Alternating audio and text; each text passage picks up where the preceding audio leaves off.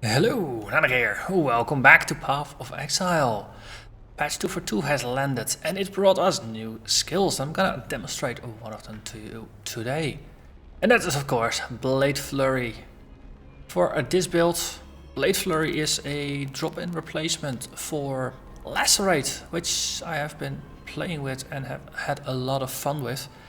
And I have to say, Blade Flurry is definitely a contender in terms of just how much fun it is to play and also how powerful it is. Blade Flurry really is powerful. One small change I did make to the build: Blade Flurry is not compatible with multi-strike because it's a channeled skill, doesn't do strikes, it keeps channeling attacks. Therefore I've replaced multi-strike with area of effect, which is a very useful upgrade because it allows Blade Flurry to reach further and hit monsters further away. Because while you are channeling, you are static, so the more reach you have, the easier it is to deal with all the monsters that are around you. So let's get started. I'm gonna play the Terrace again. Last episode I played it with Lacerate, now I'm playing it with Blade Flurry. So you can see the contrast between the two skills. We are cursed with elemental weakness, monsters have more life. They also crit more often and harder, and they have a cold resistance. We deal physical and fire damage, so the cold resistance is not going to have an effect for us.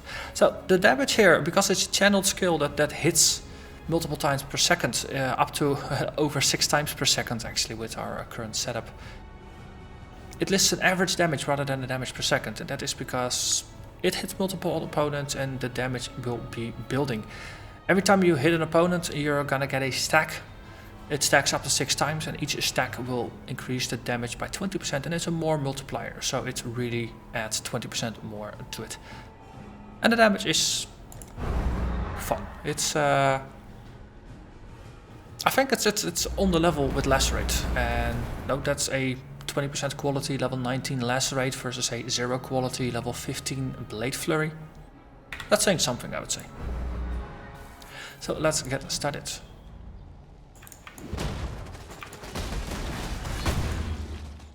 So I'm playing on the new 64-bit client that also came with patch 2.4.2.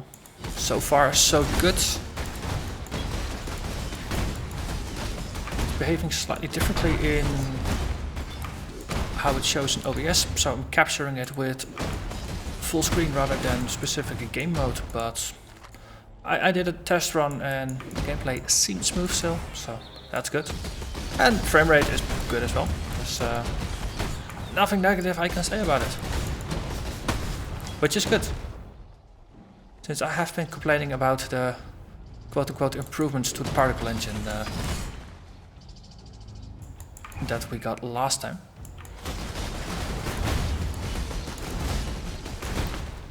Also, we now have cloth physics simulation, so you might have noticed this fancy, swanky new cape that I've been running around with. And apparently they're gonna add it in multiple places. I've got a suspicion that Lunara's temple, all those floating tapestries, it's probably gonna be one big animated fun park there.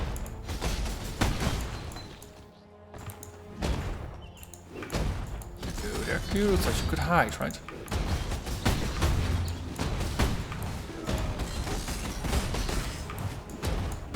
So, as you notice, we're just murdering regular mobs, which is the same as we were doing with Lacerate. And that is, this build is tuned for Lacerate, so I'm using a sword and an axe.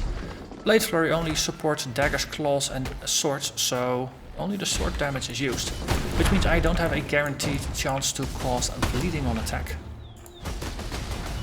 Which is what this build is actually tuned around. Got gratuitous violence from the Gladiator tree, which causes bleeding mobs to explode on death. Now it only happens occasionally, because on the skill tree I do have a 20% chance to cause bleeding. Oh, 50% chance to cause bleeding, sorry. But it's just not as consistent anymore. So this is a skill, if you build around it, you're only going to reach more of its potential, rather than concluding that it is a suitable drop-in replacement for Lacerate, even though the entire build is not tuned around Blade Flurry. Yes, it's that powerful.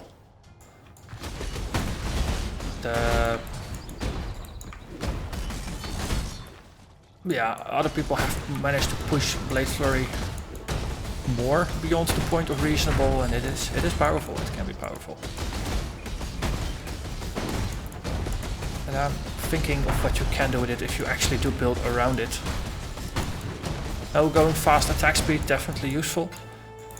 The build itself, the skill itself, gives you 65% more attack speed, so it already has an inherent boost.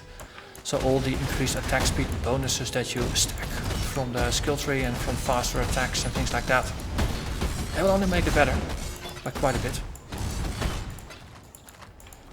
But if you're hitting often, and now especially now with the frenzy charges up, we are hitting 6.13 times per second. So more than 6 attacks per second. If you've got anything that has a chance to trigger on hit, chance on crit, life gain on hits, all those kinds of things, they will shine with Blade Flurry. And to top that all off, it's an area of attack skill. So it's not just one opponent that you're hitting and having a chance to trigger things on. It's gonna do more. Let's see if we can add something nicer. More items. I think I like that better. More gems is better. XP is gainable. More gems. That's where the fun lies.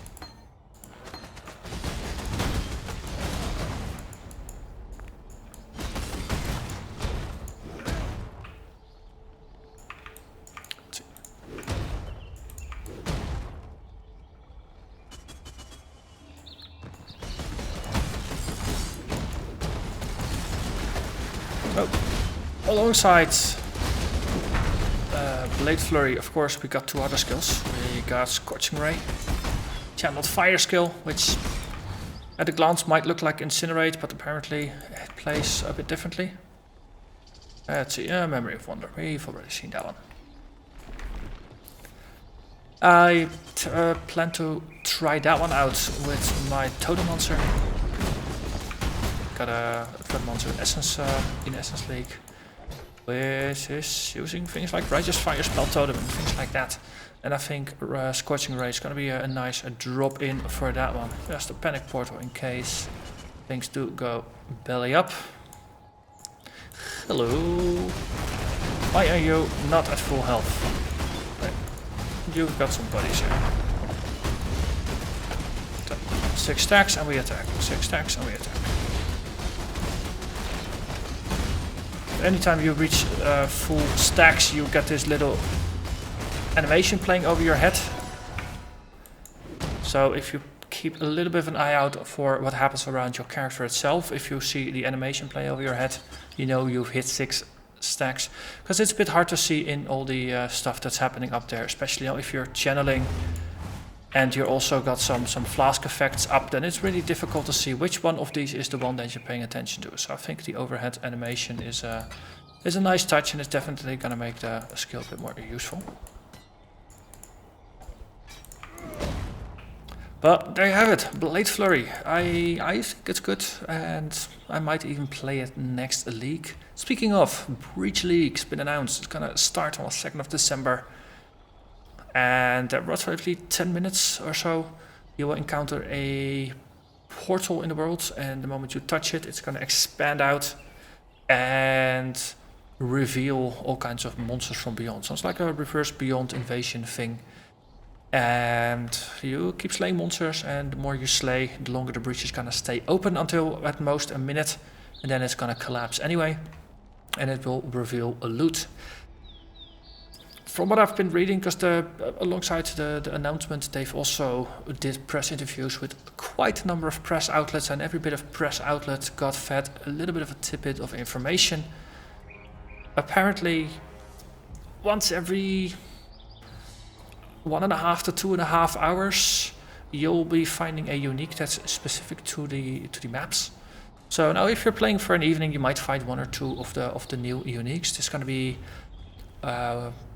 the breaches are tied to an element, so you got cold, you got lightning, you got fire, you got physical, and you got chaos. Physical and chaos are apparently going to be a bit more rare than the other 3 basic elements, but each of the elements will have 3 uniques tied to them, and every once in a while you'll also be encountering the Breach Lord, which is like this uber big baddie, and inside of the breaches that you encounter out in the world, you won't actually be able to defeat them, but you will be able to damage them quite a bit, and the more you damage them, the more shards they drop, and they drop shards that are unique to them. So there's 5 elements, so there's 5 bosses, so 5 kinds of shards. It all makes sense that way.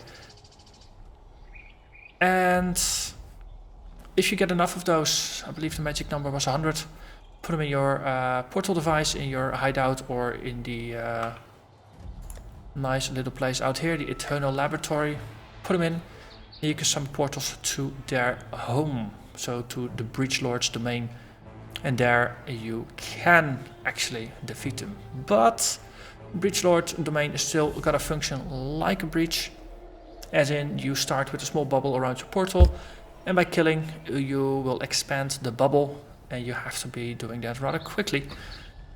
And if you do it quick enough, then you will be able to extend the breach far enough to actually get to the portal that will take you to the boss room, where you have unlimited time, no time pressure, to actually defeat the boss. And apparently those Breach Lords are gonna be tough, but they do have a chance of dropping, might even be guaranteed, I'm not entirely sure of that, of dropping a currency item that allows you to upgrade a breach, a unique, to an improved version. So similarly how there's prophecies that allow you to upgrade a mundane unique to an improved version of the unique, the entire breach league is going to be built around the concept that there's going to be 15 uniques that can be upgraded into 15 improved versions. So there's 30 uniques.